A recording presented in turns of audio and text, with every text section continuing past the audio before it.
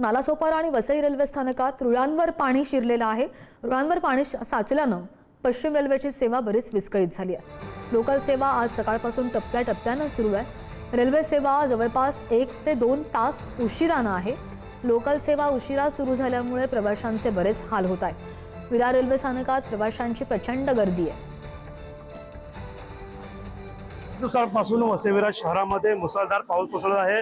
त्यामुळे शहरातील संपूर्ण जनजीवन जे आहे ते विस्कळीत झाले। आता याचा फटका वसई विरार रेल्वेला सुद्धा बसलेला आहे। सकाळपासून एकही रेल्वे गाडी रुळावरून धावलेली नाही आहे। नागरिकांची तुफान गर्दी या ठिकाणी झालेली आहे। माझ्या पाठीमागे आपण पाहू शकता पूर्ण ज्या गाड्या आहेत त्या ठिकाणी भरलेल्या आहेत, मात्र अजूनपर्यंत एकही लोकलची फेरी या ठिकाणी झालेली आहे। सकाळी 7 वाजल्यापासून नागरिकांची मोठी गर्दी आपल्याला या ठिकाणी पाहायला मिळते। कारण वसई आणि नालासोपारा आणि विरार दरम्यान रेल्वे रुळावरती पाणी असल्यामुळे ही रेल्वे सेवा विस्कळीत झालेली आहे।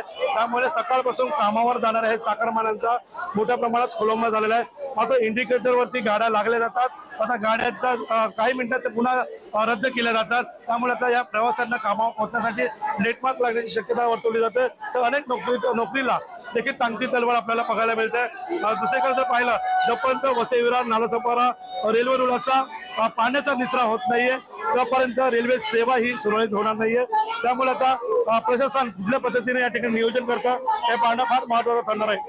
विपुल पाटील, उड़ान न्यूज, विरार। अभी जाएंगे सर, काम नहीं करेंगे तो क्या होगा?